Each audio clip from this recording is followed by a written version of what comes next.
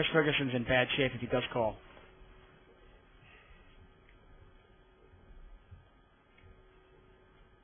Well, against anyone else, he'd probably call this by now. Chris Ferguson with his pregnant stare. Well, he's not going to call. He's going to raise. Well, he's putting the pressure back on, Alan. Total. Well, I can't imagine the 9-4 is going to be good for Phil. I'm sure he'd absolutely love to have a hand he can get involved in this pot with, but that's not it. Now, obviously, it is a raise, a re-raise out of the blind from Chris Ferguson. But if you're Alan Cunningham here, he has to realize that maybe he's doing a re-steal, thinking that I'm stealing in the cutoff seat. Well, you've also got to realise that Alan probably has a very tight reputation around this table. So, to suffer a re-raise here, you'd expect Chris to have a genuine big hand, but it's not stopping him from moving all in. I think that's the end of this pot.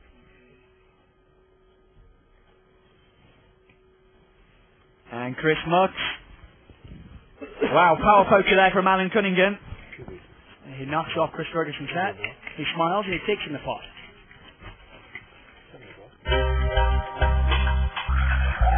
Poker's a fantastic game just because there's so much to it that nobody has it all figured out. And there's no single answer to any question of how to play a hand or what kind of style to play. At least not yet, because like I said, it's just not been discovered exactly the best way to play poker. So many styles can be effective. There's so many different ways to think about a hand. And just whoever is just taking it all in and thinking of all the possibilities the best is probably going to be the long-term winner.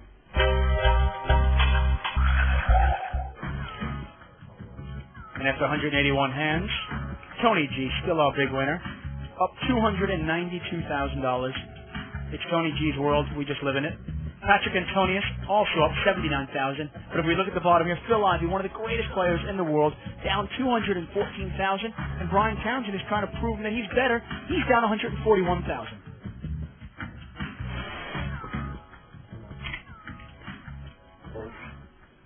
Of course, the advantage of a cash game, you can get up, walk around whenever you like. That's what Tony G's doing right now. They just deal rounding.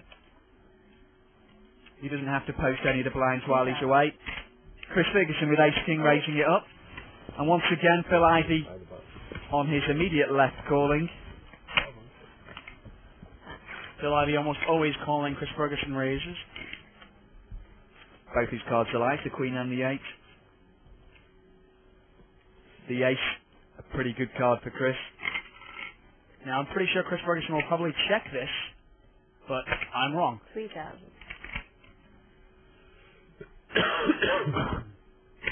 Well, Phil must be calling to make a play here. If he checks on the turn, it could be a good move for Chris.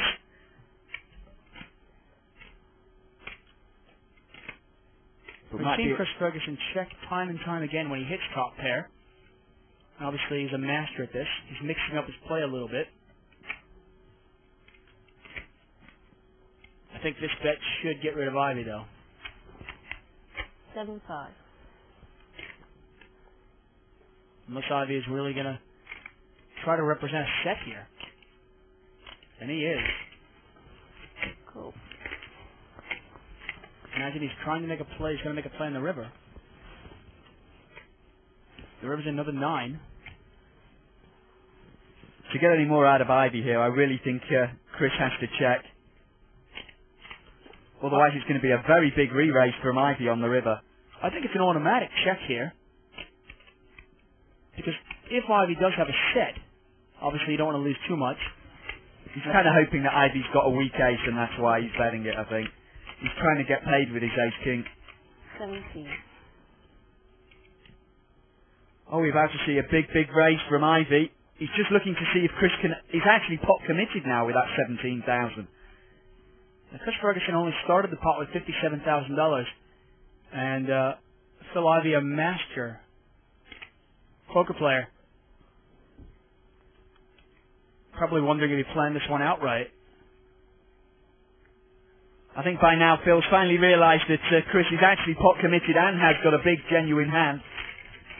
So rather than making it 45,000, 50,000 to try and get rid of Chris on the end, he's decided discretion the better part of valour, and he lays it down.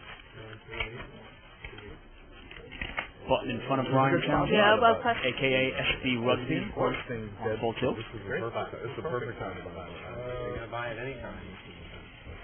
Blinds at 300 and 600. no, it's 300. And Patrick Antonius has come into the game behind the button, and he's posted some tips. You want to tell us about that, Gary? Yeah, because he missed his big blind and his small blind, and he can't have a free ride of just dodging the blinds every now and then. It would save him $900 just to avoid the blind. So what happens is when he comes back to the table, he can either wait for the big blind or post the 3 and the 600, and that's what he's decided to do. Can't afford to miss this kind of action. It's induced a bigger than average raise from Phil Ivey, and Patrick with already 600 in the pot, he's decided to call. Phil's got ace-5.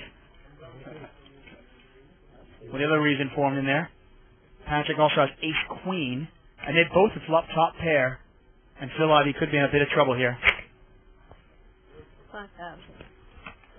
Bet of 5,000. Patrick way ahead of here. You can see the percentages.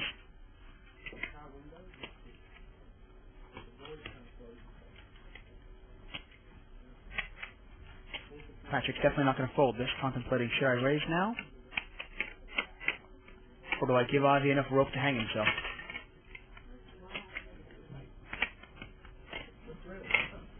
And he is going to raise right here now.